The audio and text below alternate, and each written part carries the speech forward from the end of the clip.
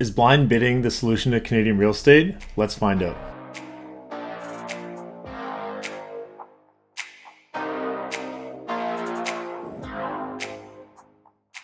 Hi, Michael Ouzas Real Estate, and in this video, I want to go over the pros and cons of blind bidding and what an open bidding process might look like here in Canada. So the federal government announced a housing plan to try and help Canadian buyers get into the real estate market. Part of this plan involved blind bidding and eliminating the blind bidding process. That has evolved into several different things, but in principle, they're looking to eliminate or at least give sellers the option of choosing whether they want to go blind bidding or open bidding starting April 2023. Now, we don't know what all the details are going to look like in this process, and I really hope that it's something that's well thought out and well planned, because this could go the other direction.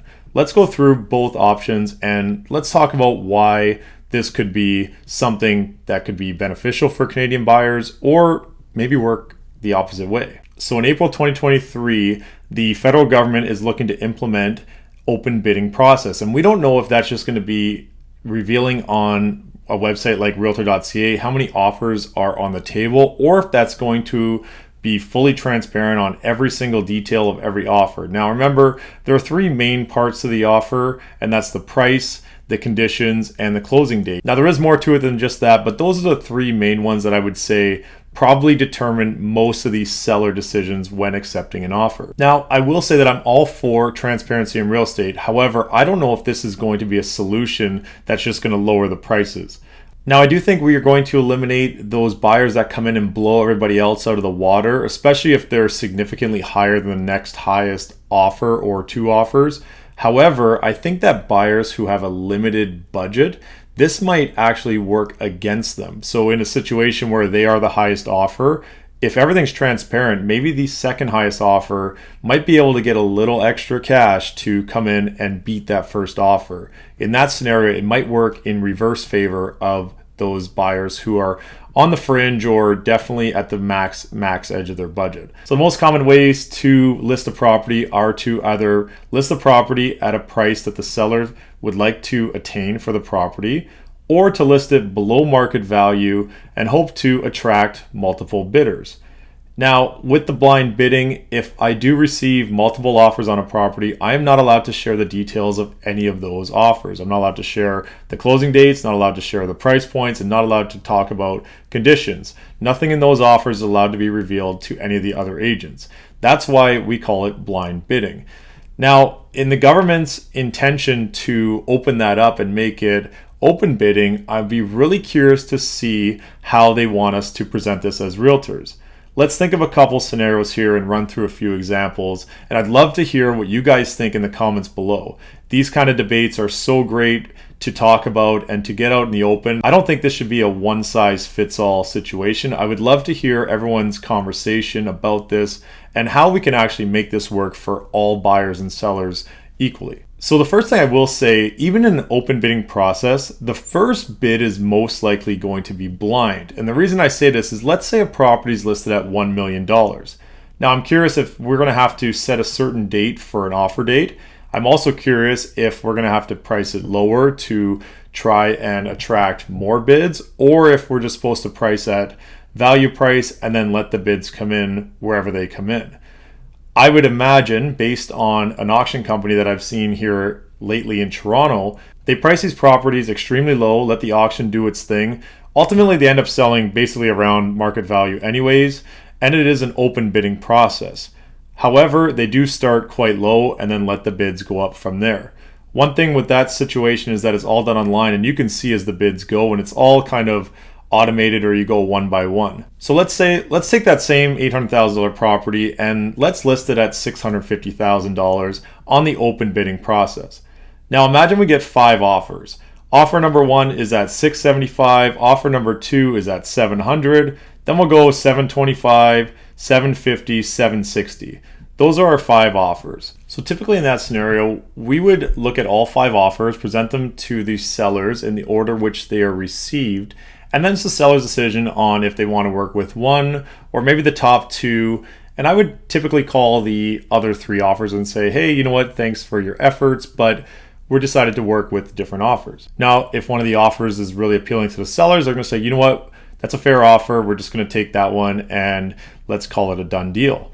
In the open bidding process, what's going to happen is now I would have to gather all the information of every single offer and send it back to all the other realtors who have submitted offers for their buyers.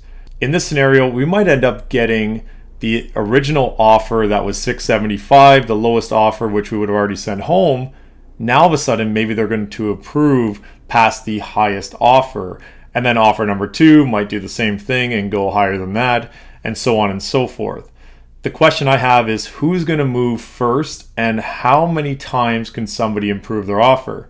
Now, if offer number 1 says, you know what, I'm going to go to 780, offer number 2 says, I want to go to 781, can offer number 1 go back to 785, or do they have to wait for offers 3, 4, and 5 to make their decision? This could be a scenario where we just keep sending back and back and back to all the buyers until basically they don't want to keep offering, which is totally fine and I get it. However, keep in mind, now we're thinking of, will blind bidding eliminate the high prices? That's an example of where that original offer of 760 might have been the winning bid. However, now we're trending towards 800. So now we can see where this open bidding might actually have the reverse effect to pricing and might drive prices even higher. So let's play out another scenario. What happens now if all 5 offers come in at $650,000? I send it back to all the other agents and say, hey, you know what? Everyone's at $650,000. Would you like to improve? Now, the question becomes, who's going to improve first? And then we're at a standstill. 650 probably is not a number that the seller would be interested in entertaining. So now we would just be at a standstill of who's going to make the first move. If I'm a buyer agent representing my buyers, I think the advice would be to let's wait and see what the first offer becomes or the first increment becomes, and then we go from there. I think this is going to have the negative effect in the situation where now all of a sudden, if you're at 650 and you're waiting and waiting and waiting, we could just be at a standstill for hours. So I don't know exactly how they're going to make this play out, if it has to go up by $5,000 increments, if we have to, how many times we get to send it back, if there's a time limit, for example, like an auction, and you say, okay, and the auctions that we've been seeing now is that there's a time limit, and if somebody waits till the very last second offer, which is what I've seen every single time in this scenario, then they add 5 minutes to the auction, and then it just keeps getting added 5 minutes, 5 minutes, 5 minutes.